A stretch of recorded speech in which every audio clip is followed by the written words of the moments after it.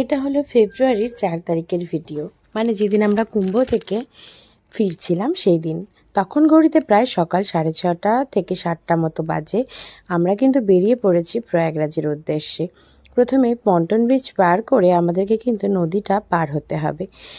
যেদিন এসেছিলাম সেদিন ঠিক যেভাবে এসেছিলাম আজও ঠিক সেভাবেই ফিরব। তবে হ্যাঁ, এখনও কিন্তু টোটো অটো কিছুই চালু নেই, তাই আমাদেরকে হেঁটেই যেতে হবে। যদিও বাইক চালু আছে, কিন্তু আমাদের কাছে এত ভারী ভারী লাগেজ আর এত লাগেজ যেগুলো বাইকে নিয়ে যাওয়া কখনোই পসিবল না। দেখো 3 কিমি দূরে এসে এখন একটু রেস্ট করছি।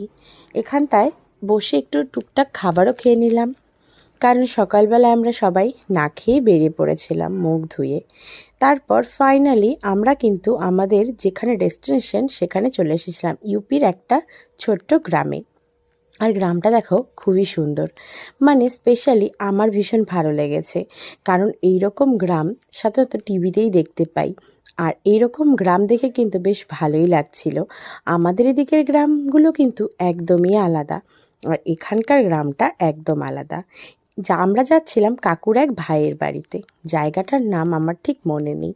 আর আম গাছগুলো তোমরা দেখতে পাচ্ছ কত সুন্দর আর কত ছোট ছোট।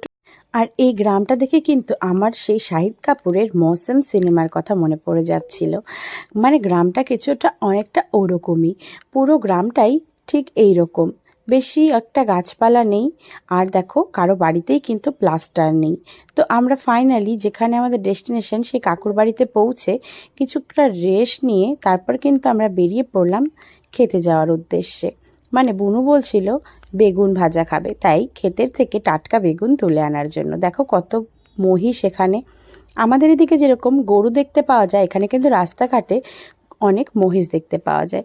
তো দেখো কি সুন্দর সর্ষে ক্ষেত, আর সর্ষে ক্ষেতে পেরিয়েই কিন্তু বেগুনের ক্ষেতে আমরা চলে আসলাম।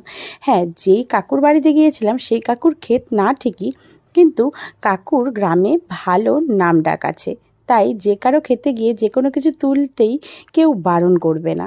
তারপর বিকেলবেলা কিন্তু ছাদের উপরে উঠে পড়েছিলাম। আর দেখো একটা ছাদের সাথে অন্য বাড়ির ছাদগুলো কিন্তু লাগানো, চাইলেই তুমি ডেঙিয়ে ডেঙিয়ে যেতে পারবে, একদম যেরকম আমরা টিভিতে দেখতে পাই। তো বিকেলবেলায় সবাই কিন্তু ছাদে বসে আড্ডা মারছিলাম আর পেয়ারা খাচ্ছিলাম।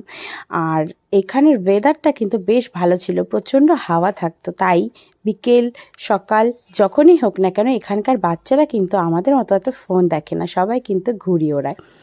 বেশ সন্ধ্যেবেলা কিছু টিফিন খেয়ে নিয়েছিলাম, বাকিটা কিন্তু নেক্সট পার্টে আসছে। দেখতে হলে পাশে থেকে ভিডিওটা কেমন লাগলো জানাতে ভুলো না কিন্তু। ভালো